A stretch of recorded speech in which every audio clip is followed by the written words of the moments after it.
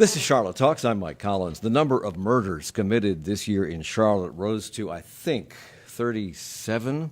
Over the weekend, there has already been a threefold increase in the number of murders committed here this year over last. Those murders were committed with guns, and in most instances, the perpetrator and the victims knew each other. CMPD says this is a problem that they cannot solve without help, and they aren't getting it, particularly from young people who are reluctant to come forward with what they know about gun violence. And so this hour, we speak with CMPD Chief Kerr Putney about the problem, and later in the program, we meet some people who are doing what they can to search for and provide solutions.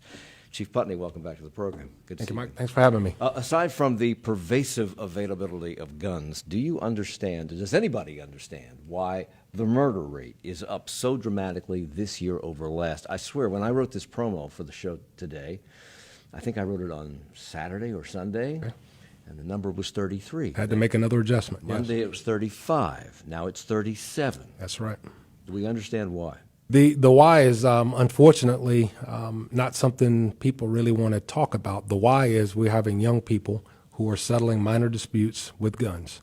That is the why. What we see is there's a lot of people who choose not to resolve a minor conflict through conversation. But this didn't used to happen. What has changed that this has become the go-to solution? Actually, Mike, I don't know that this is new. This has been going on since the 90s when I first came on. We had a lot of young people then, the rate was a lot worse than it is even now.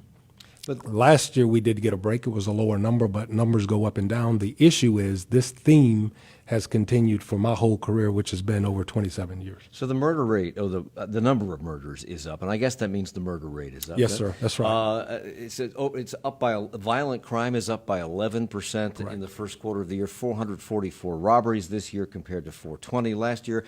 100 more aggravated assaults this year than last. Burglary is up nearly 10% in residential areas.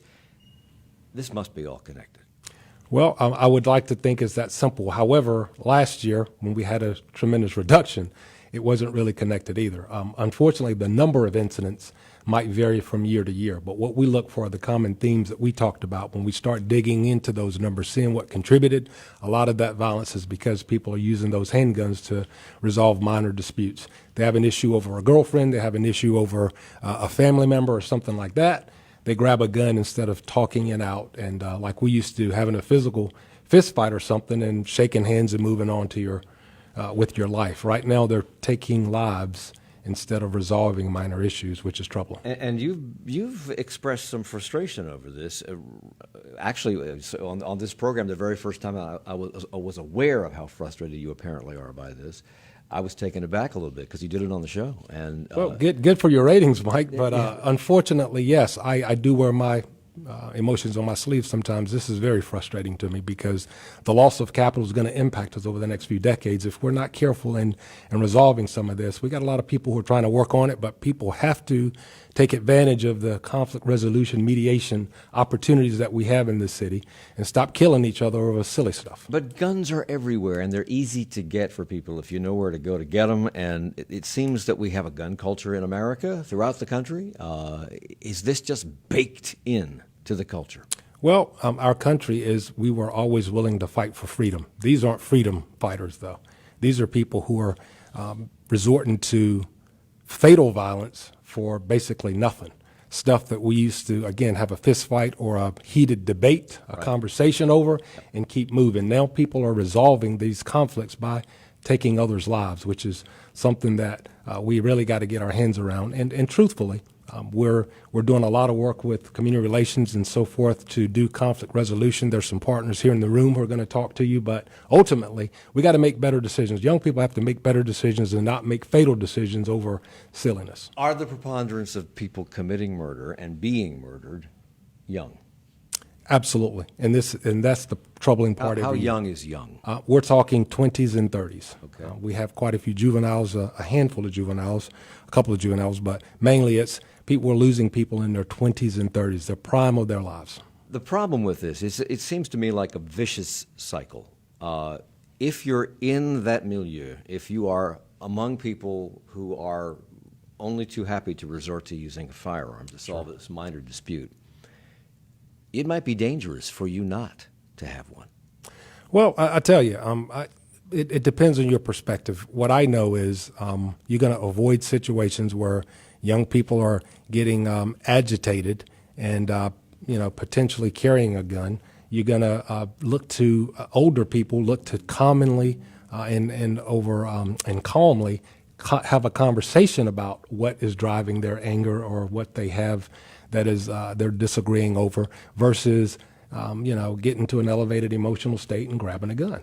I don't know that it's as simple as saying I wish we didn't have guns because that is baked into this country and this culture. But what I can say is the need to settle minor disputes has not always been like that. Yeah. Are you involved? Have you been involved in any of these resolution conflict dispute kind of seminars, workshops, conversations? I have a number of them. Willie Ratchford spearheads that training. He and his people over community relations, they do a good job with it. Mm-hmm. We have some of our ambassadors who, through Bridging the Difference, we're seeing come aboard and want to get that training as well. Yes, it's pretty effective. The issue is we're still not able to break through and connect with the right people yet. That demographic that is committing the violence on each other, we're struggling to really get that inroads. That's been the main struggle. Meaning they don't come to you? They won't come to these meetings? Absolutely not. They're not interested for the most part in coming to community relations to get those skill sets. Mm-hmm. So we're looking for partners who are willing to take it out to the streets to bring it to them, so to speak. One of the problems that you've talked about in the past, I think as late as last week, is the fact that you're also frustrated with a lot of the fact that you can't solve some of these murders because the people who know what happened or who did it or why it happened will not come forward. They will not talk to you. Sure. They don't trust you? Well, I think it is they don't trust government. They don't trust the institutions and the processes that are charged with solving these homicides. So a lot of them, younger people are like, I'm going to handle it myself, which is a situation where violence begets violence. So the issue is part of that violent culture that you talk about is also a culture that also says we're not going to tell anybody. We're not going to reach out and get support. We're going to handle it ourselves, which I think is compounding the situation. So is it that they don't trust you guys, the police? They don't trust authority figures. They don't trust the status quo, the community, the authorities. Let's put it that way. I think you could stop there. They just don't trust authority figures, and they don't trust authority. But how much of it is also they don't want to be seen as a snitch? Well, they say snitches get stitches, but I'll tell you, stitches heal. You firing a gun and taking somebody's life, that's forever. So I say a more adult way of looking at it is you want to help this community, the people in this community heal, and the only way to do that is to tell the truth, tell the facts, so we can get to the bottom of those cases. We talk about healing, and we talk about closure, and maybe we see it from a different point of view than they do. Perhaps revenge is what they see as closure. I'll get the family closure. It won't go through the police. I'll take care of it myself. Yeah, well, I actually don't know that they see it differently than me. I've experienced it. I still don't have closure. My dad was murdered, 30 years ago, and I still don't have closure. So I get it. However, I don't think the solution is me getting mad, trying to find out who did it and taking them out. Mm-hmm. I think the solution is breaking that cycle, which is the work we're trying to do, making sure people see that there are better opportunities. There is more to live for than seeking revenge with a gun. So when the number of murders was 33, which was just on Saturday, I believe, 10 of those murders, the police did not know why those murders were committed. Yes. Now we're at 37. How many of them do you not know why? I think the total is 12 now. Okay. And the only way to find out why is if people come forward? Is that and is the why all that important? Yes, the why is critically important. The why and the who are extremely important. Who did it and why they did it, mm-hmm. so that we can get closure. So the only way to get to the why is to find out the who.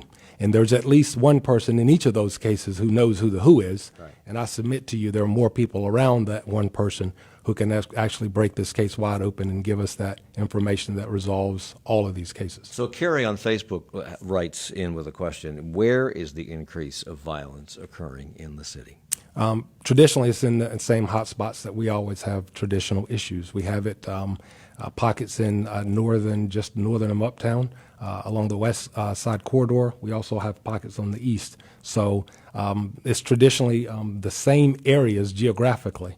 The issue is the demographic of the youth. The young people is what's most troubling. It's still 20 to 30-year-olds who continue to grab a gun instead of talking through their issues. Is there increased policing in those areas? Not only patrolling and looking out for problems, but just getting to know the community? Absolutely. That's our philosophy. Community policing is our philosophy. However, you can't get to know everybody. If you're in a community that has 100,000 people and you have about 100 officers in that area, it's hard to know everybody in that area. So philosophically, community policing is the best strategy, but practically, you still got to break through that demographic that trusts you the least and that needs your support the most, and that's the challenge. One of the common problems that you cite and others cite is the number of guns that are stolen. They come from people's homes who have been burglarized, from cars that have been broken into. What can ordinary people do who are law-abiding gun owners to stop that or reduce the incidence of guns being stolen? I always preach responsible gun ownership. You have to have a safe at home. You have to keep it in that safe until it's time to protect yourself. And when you're in your vehicle, you also buy a safe. We had Hyatt's Gun Shop partnered with us and gave out over 100 of them. They're still for sale, I think, for under $40. Mm-hmm. So you got to be a responsible gun owner.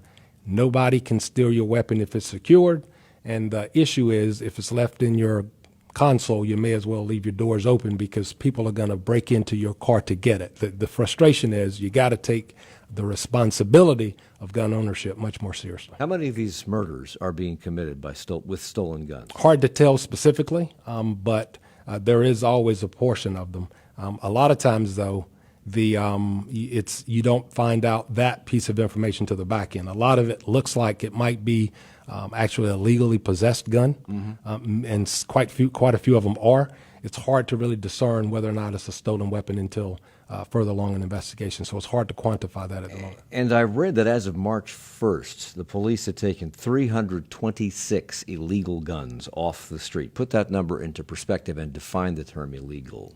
Illegal is you shouldn't be in possession of it. It's been stolen or gotten by illegal means. So that's 300-plus weapons already in the first quarter of 2019 that has been seized off the streets of Charlotte, which shows you a lot of the weapons illegally are possessed in this community. And you've stressed time and time again that this is something that the police department cannot solve on its own. You need the help of the community. What kind of help are you looking for? We're looking for people to take responsibility for the safety of their community by making sure we do close these cases. The other piece of it is we want partners who are credible to get out here and make sure we get the message out to people that gun violence is not going to solve anything. It's going to create a greater issue for us as a community. And the other piece of it is making sure we're giving people positive options. Conflict resolution, we can preach it all day long, but ultimately they need to be able to put the gun down, man up, and handle an issue without killing somebody. That's the coward's way out. We're about to speak to three different representatives from three different groups. Are they doing the kind of work that needs to be done, and should it be expanded upon? I think we have a lot of people who are doing good work. I don't know what everyone is doing, but I judge you by what you do, not what you say. And we do have some groups who are doing good work. I don't know if I can keep you beyond this break or not. Can I keep you? Let's shoot for keeping me, since I owe you a couple minutes. All right, stand by. We'll come back with more with Chief Putney. Support for Charlotte Talks comes from WFAE members at Habitat Charlotte Restores, where donations of furniture, books, and appliances are sold to create affordable housing. 4 locations, including Wendover and Wilkinson. More at charlotterestore.org. And Charlotte Ballet Springworks, a triple bill of dance featuring works by 3 choreographers, including a new release of a work by Helen Pickett, April 25th through 27th at Night Theater. Tickets at charlotteballet.org. Tomorrow in this program, a conversation with Amory Lovins. He's often called one of the Western world's most influential energy thinkers. He's the chief scientist at the Rocky Mountain Institute, which is called a Think and Do tank. He's been called on to advise the U.S. government, governments around the world, and our military on energy use. And now he's focused on developing energy infrastructure and how we can use energy more efficiently. We talk about all of that and more with Amory Lovins tomorrow on this program. at 9. Outgoing Homeland Security Secretary Kirstjen Nielsen was the public face of immigration policies that included separating families at the border. Her resignation puts more focus on the growing role of White House advisor Stephen Miller. I'm Joshua Johnson. Who's really in charge of immigration? Next time on 1A from WAMU and NPR. That conversation coming up at 10 following Charlotte Talks with Mike Collins on 90.7 WFAE, Charlotte's NPR news source. It's Charlotte Talks on listener-funded 90.7 WFAE and 90.3 WFHI. I'm Mike Collins. We're talking about the rising murder rate in Charlotte. We're about to hear about some people working on solutions, but we're talking right now to CMPD Chief Kerr Putney about the problem and also what his department is doing, because you're not sitting still waiting for the community to get involved in this. Although you want that, you're encouraging that, you're actually pleading for it. Sure. What's the department doing? Big thing we're doing is looking at those assault with deadly weapons you said that you mentioned, up about 100 of those. So we're then digging deep into those cases to make sure they don't escalate into homicides. And again, seizing 300 plus weapons off the street, illegal weapons is a huge lift, and it's a heavy lift that our people are up to. So we're doing all the work we can to prevent them based on what we see. The issue is we need help proactively to get through the young people, to put the guns down in the first place and man up and talk through their issues. A young woman by the name of Kendall Crank lost her life. I think it was last week.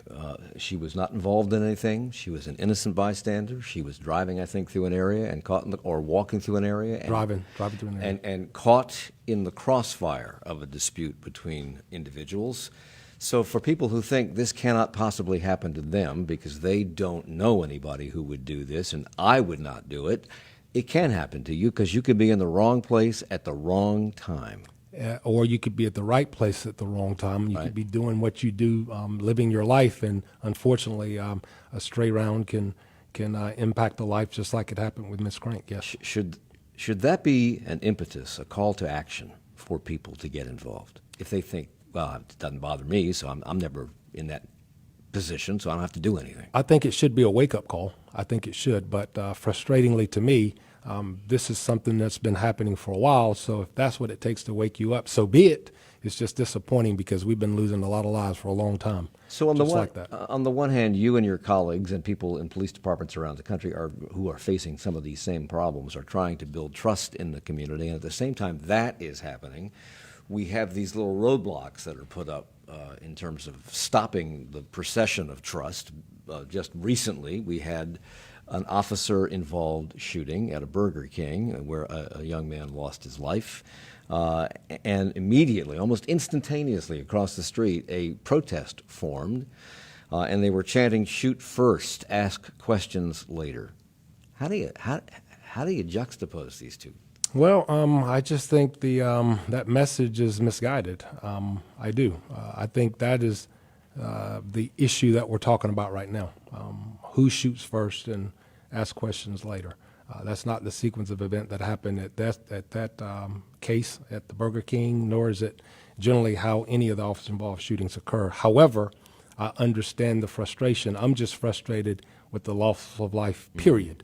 And I want scrutiny to go to all losses of life, not just when it's officer involved. I think it eventually rings hollow if you only care when the police is involved, because that is but one of two that have happened this year versus 37 that didn't involve the police at all. So we got to get our hands around gun violence specifically, and we got to have our rhetoric matter more about solutions, not just inflaming people to get emotional. Nobody likes to be reprimanded. Nobody likes to be told they can't do what they want to do. That happens with children.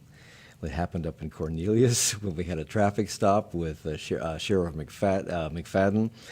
People were upset because that's not what sheriff's departments do. And if you're trying to tell young people not to carry guns, not to use them to solve problems, and you're the guy wearing the blue uniform and the badge, instantaneously they don't want to hear from you. Sure. I think when young people don't even want to hear from their parents, definitely not going to want to hear from the police. I get that, which is why we reach out to people who have the credibility, who might be able to make some inroads that we can't, and we work the message through them, through their work, to connect with people that otherwise we couldn't connect with.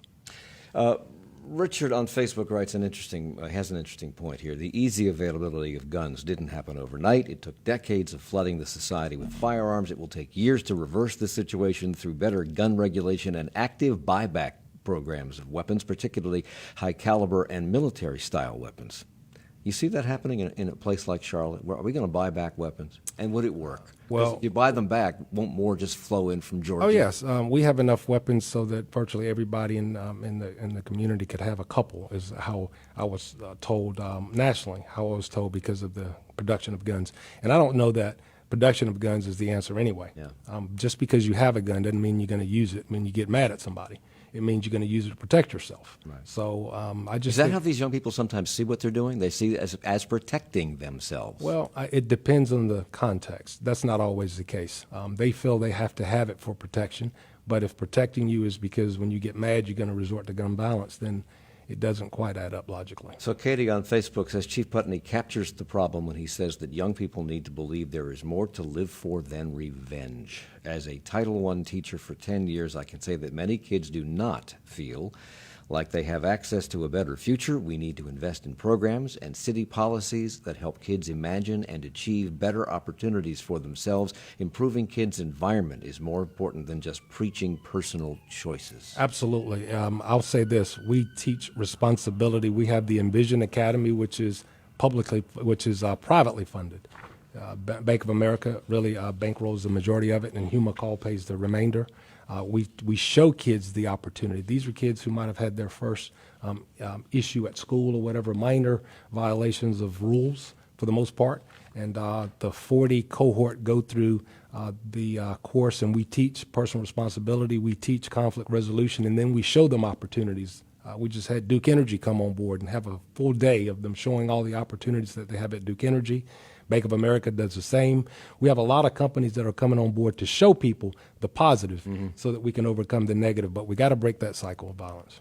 I'm going to leave on a completely different note. I referenced. Of course you are, Mike. I referenced Gary McFadden, the sheriff, who used to work with the police department. Yes, he did, for 30 years. Yeah, and he had this traffic control situation, a speed trap, set up on Jeton Road in Cornelius a couple of weeks ago, and that disturbed some people. He was invited to speak to the town commission. They kind of took him to task, and he gave it right back and said, there's more to come. The sheriff's department has the authority to do these things, and we're going to do more of it in the future. How do you feel about that? Listen, anybody willing to partner to make our streets safer, I'm all for it. I welcome it. I applaud it, actually. We're strategic in how we do business. He and I have already spoken about the areas that are most problematic, and to have an additional partner in that work, I think, is going to save lives. So I applaud it. Okay. Chief Kerr Putney, thanks for the extra time. Thank you, I appreciate sir. it very much.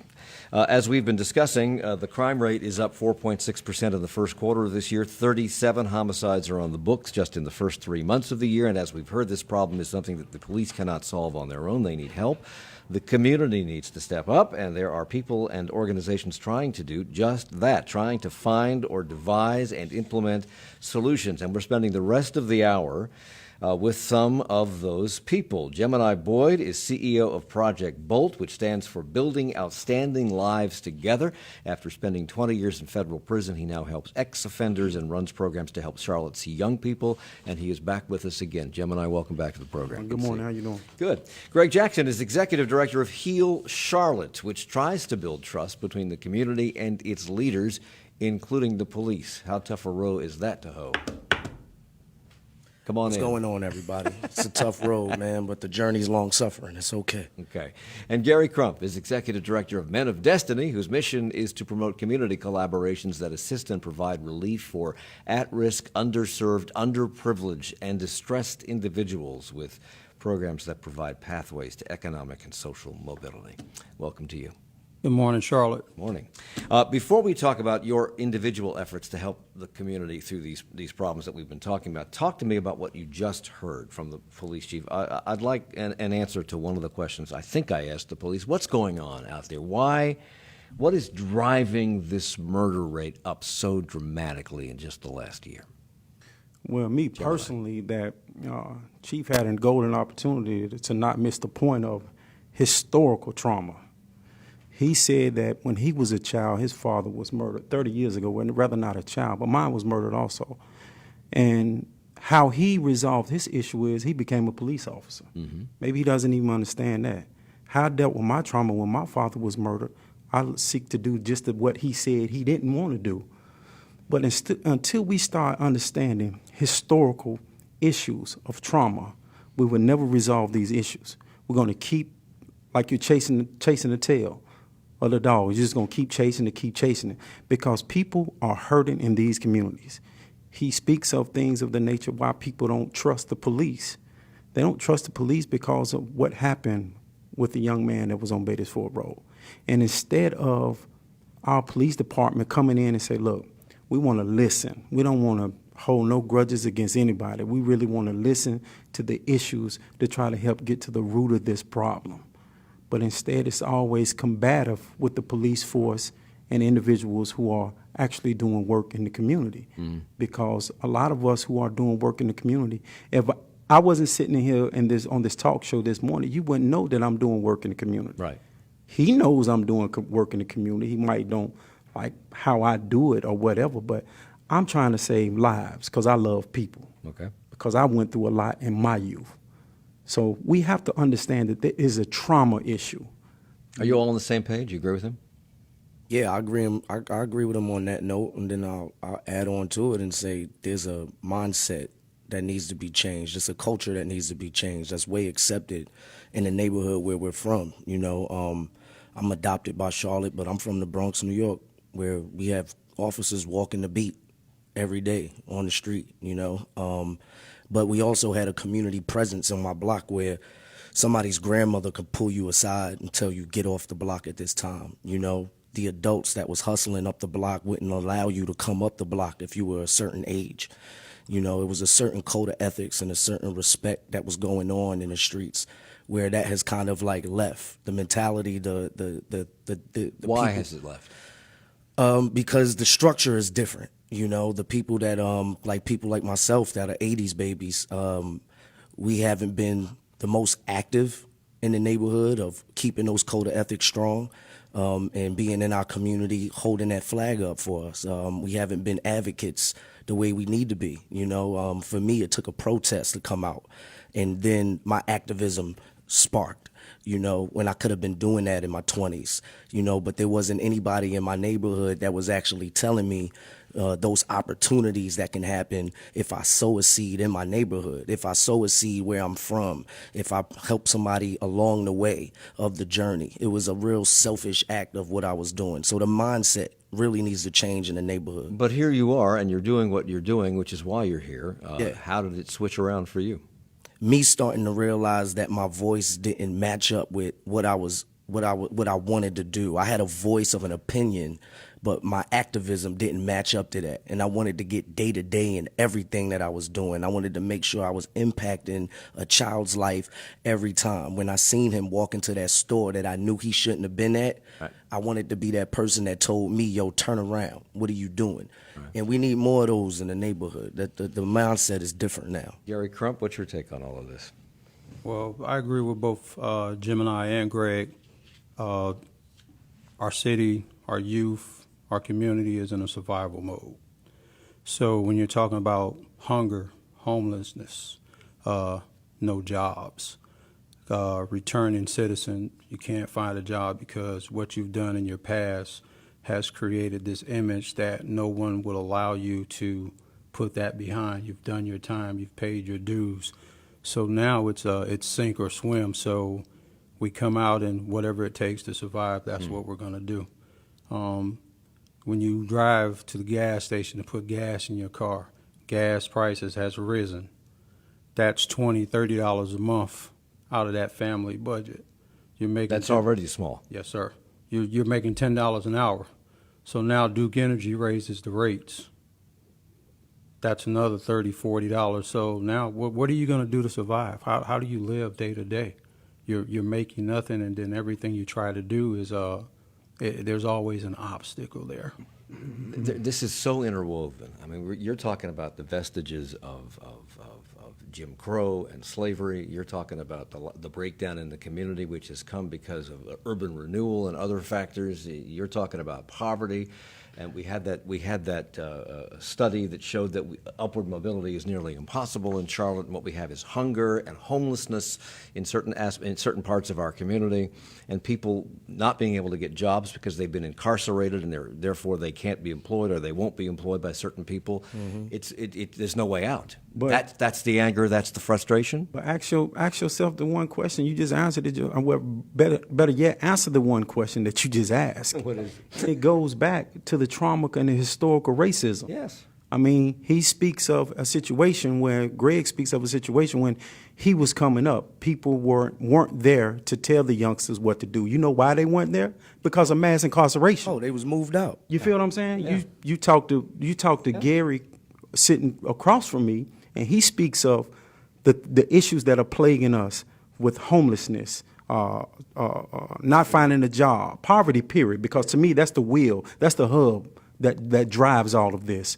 Because if you start going into these communities, and if Charlotte quit being a reactive city, because that's what we are, we don't take action, we react from the action. So if we become more reactive instead of saying that, oh, okay, something that's just happened, the murder rates has risen, but we still haven't resolved the issues that are plaguing our communities, meaning that there aren't no jobs, meaning somebody like me who did spent 20 years in federal prison. It's 45,000 different obstacles that I face every day to survive in this world that we call America. Yeah. It's not nothing new. It's designed to be that way. They tell you when you come from our community, you got to be twice as good just to get half of what they got. So for me to get half of what you got, and you'd best not make a mistake. I got to be twice as good, and I better not make a mistake, right? So when we talking about, like, somebody asked a question on Facebook, and they said, where are these murders happening? Where are these homicides happening, right? And then Chief said they're in the same pockets that they usually happen, right? That's telling. That tells you the story right there. It's happening where it always happens at. It's just now people are more tired than they ever been. People are now in a survival mode, like Brother Crump said. They are resorting to what they know. Yeah. You know, they're fighting for territory. They're fighting for product. They're fighting for respect.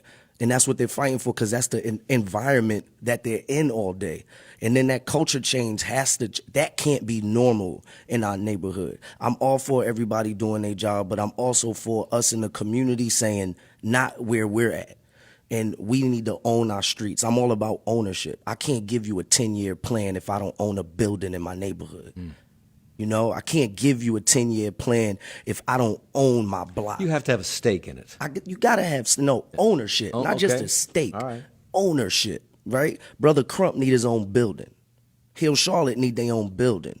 You know, Gemini needs his own building. We need places that we can say we're going to be there, because it's not sustainable no more. Right. And that's what everybody wants to say. Is it sustainable or not? And it's these trick questions that go around this city that they ask people, but now we need to be focused on, we need to own where we're at. We started that with the Reagan Drive Initiative, where we're focused on owning our own apartment complex. We're focused on taking on one of those hotels that are capitalizing off of poverty on 85 and Sugar Creek. Greg Jackson is Executive Director of Heal Charlotte. Gary Crump is with us, Executive Director of Men of Destiny, and Gemini Boyd, the CEO of Project Bolt. We will continue our conversation in just a moment at Charlotte Talks on WFAE.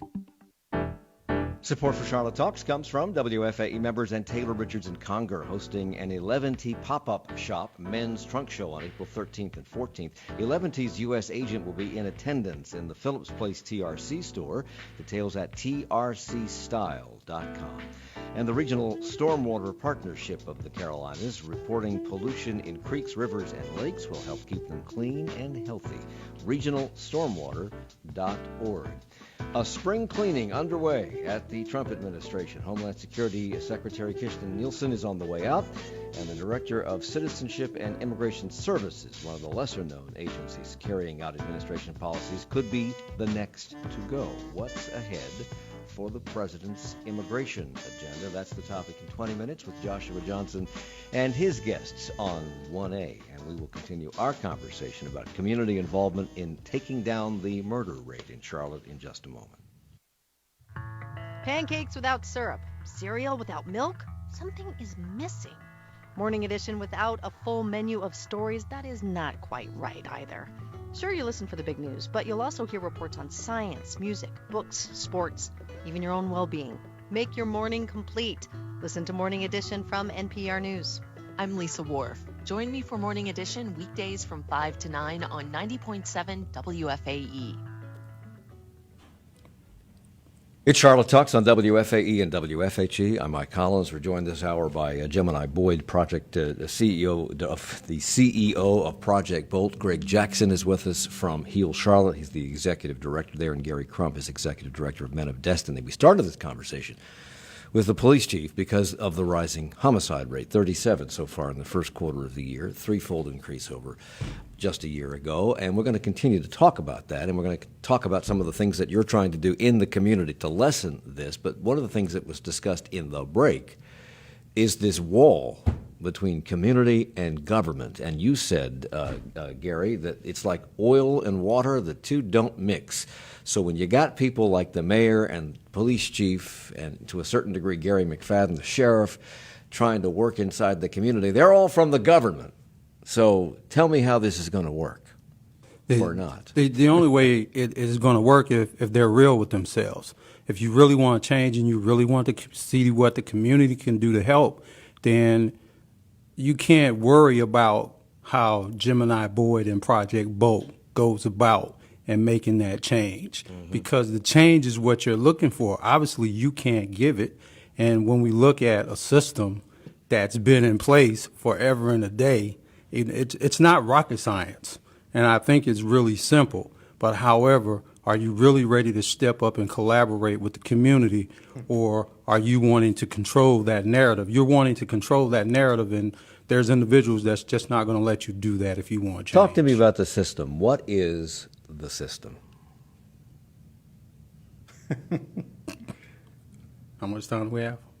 So the system, it's always asking for, well, what's your outcomes? And there's all of these administrative terms that they want to use.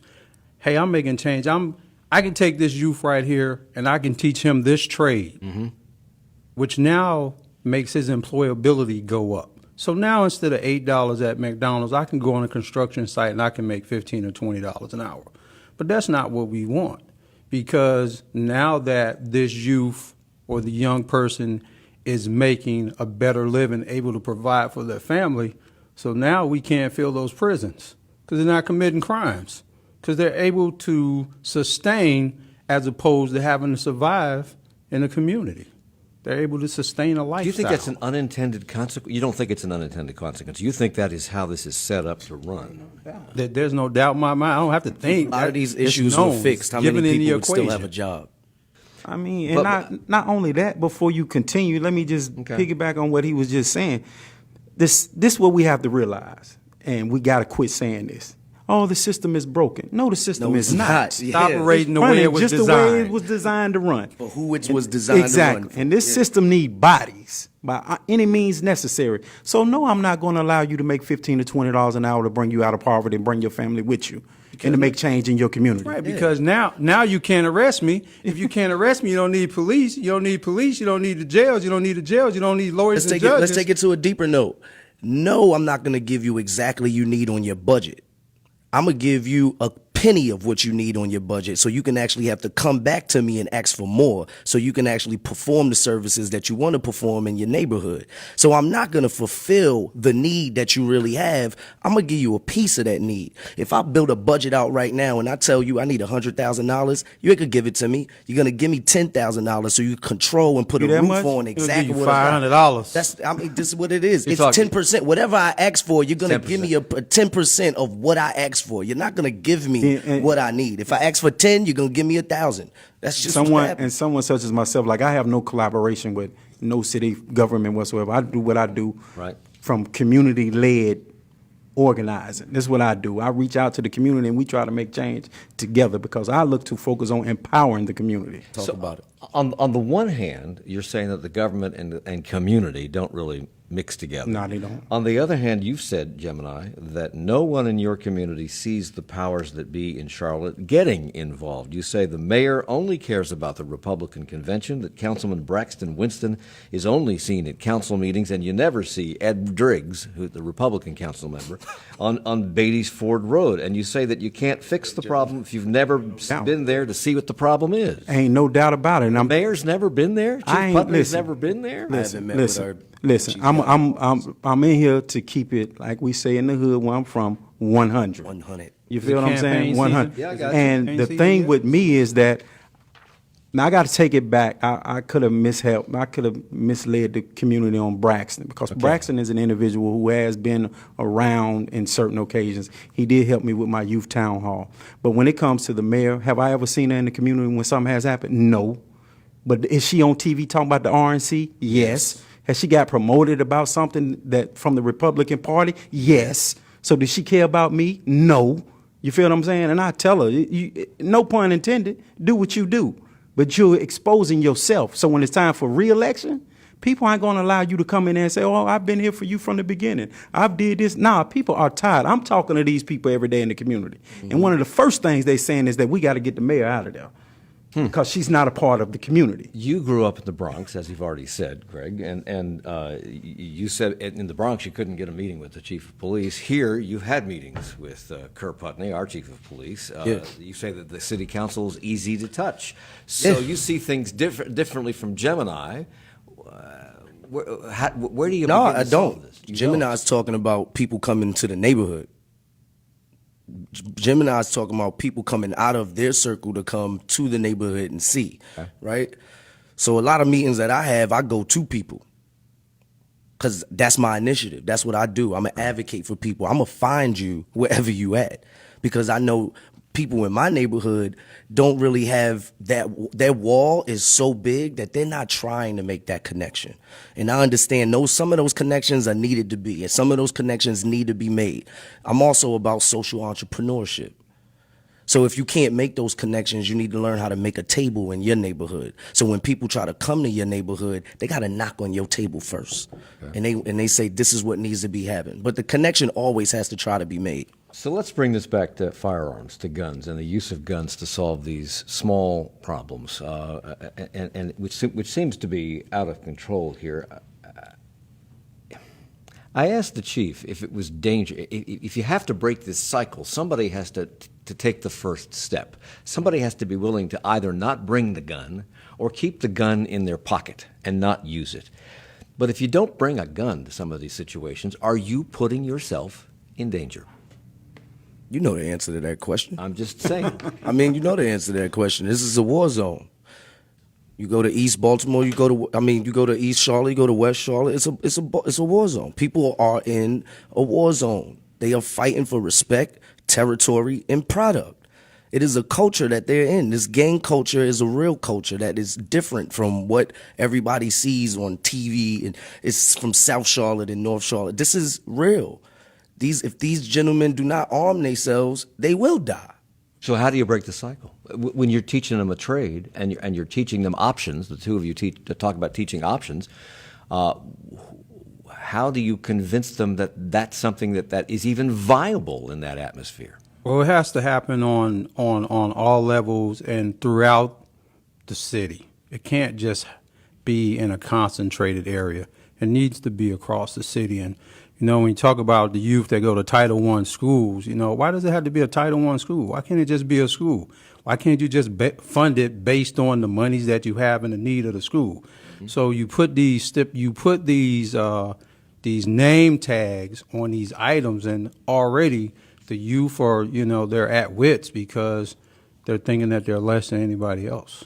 So let's talk about some of the things that you're doing in the community that you hope, I'm assuming that you hope, will lead to a less gun violence. And it's people, not a hope. It's stuff we're doing. All right, so tell me how it works. Tell me how you're going to convince a young guy who feels imperiled if he does not have a firearm and if he does not stand up for himself and his own respect and use it in places where he feels disrespected. How do you convince him that there are other ways to do this? I do a lot of collaborating. I make sure we created an ecosystem in my apartment complex of Orchard Trace, where I'm partnered with my property manager. And as we're running this program there, we started bringing in resources that normally wouldn't be in my neighborhood.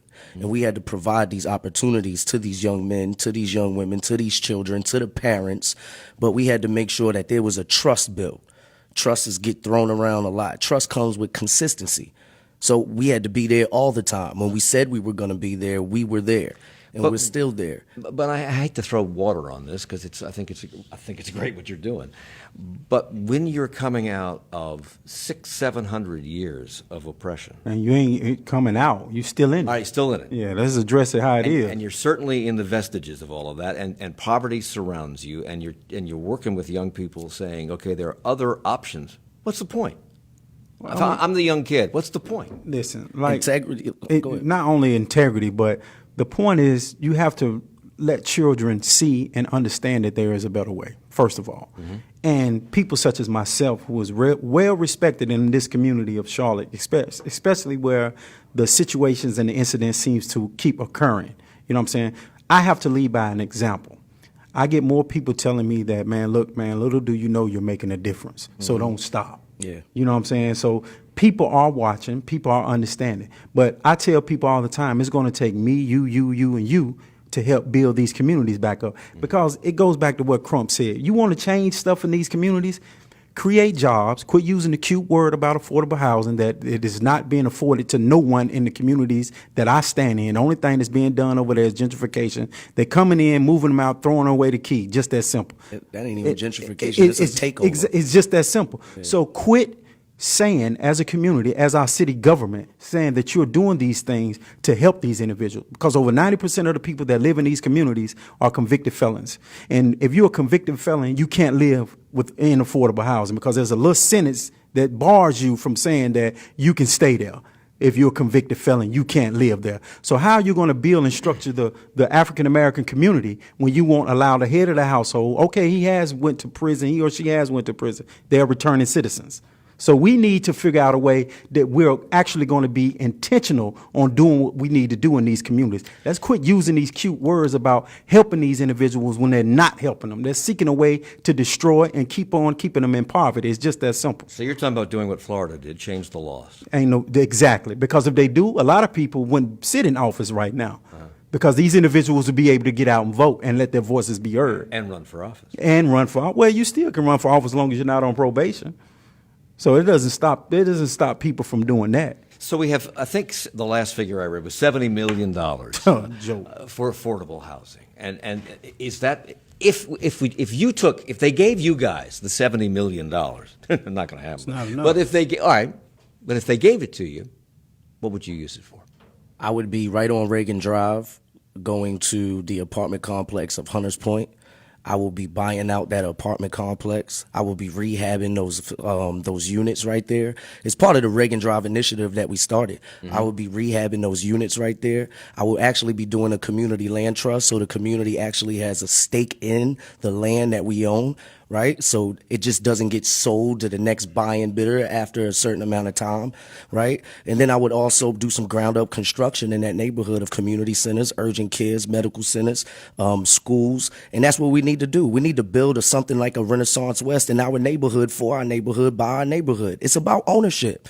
Bottom line, I would do a lot of those things too, especially when you speak about building places for these individuals to find these resources. But one of the main objectives that I would also do is look to buy the land to build from the ground up, and then implement the ownership to empower the community, because I'm all about empowerment. You know what I'm saying? People have to understand that they have power. But right now they're so vulnerable and so distraught that they don't believe that they have any power, because everything that they own doesn't belong to them. Yeah. You know what I'm saying? No one's coming through that community right now. Ask our mayor when the last time she walked any of these streets in our community. It was during election time. That's it. You feel what I'm saying? That's when they feel they have to come out and tell the true collaboration. Until collaboration really is seated and it's not infiltration, until all of the organizations can work together as one for our community, change will not take place. And Brother I don't care what anyone says. It's true collaborations. You go to these churches, what can we do for the community? And when you take something to them, they're like, well, why do you want to bring this to the community? Those are the churches. Those are the churches. So our communities are suffering because we have people within the community that give me. I only have a couple seconds. I want to challenge this collaboration thing that he's saying, right? Because it always was sounding so good, right? I love this word collaboration, right? Because Brother Crump always said it, collaboration over competition. Yeah. But now I've shifted, man, to empowerment. I don't need you to collaborate with me all the time. I need you to empower me. The stuff that I got going on, if you really believe in it, take the chains off and empower me. Give me exactly what I need. They're not going to do that, though. But that's what the real collaboration is when people come in and say, I'm going to uplift you. They're going to say United Way, Red Cross, and everything else. That's what we're going to shoot our money to. They're not going to shoot it to Greg or Gary. We've talked on this program about land trusts to do exactly what you're talking about. Yes, sir. We've talked to people up in Cornelius who were saving a historically African-American neighborhood because they stood up and said, no, you're not coming in here. Yes.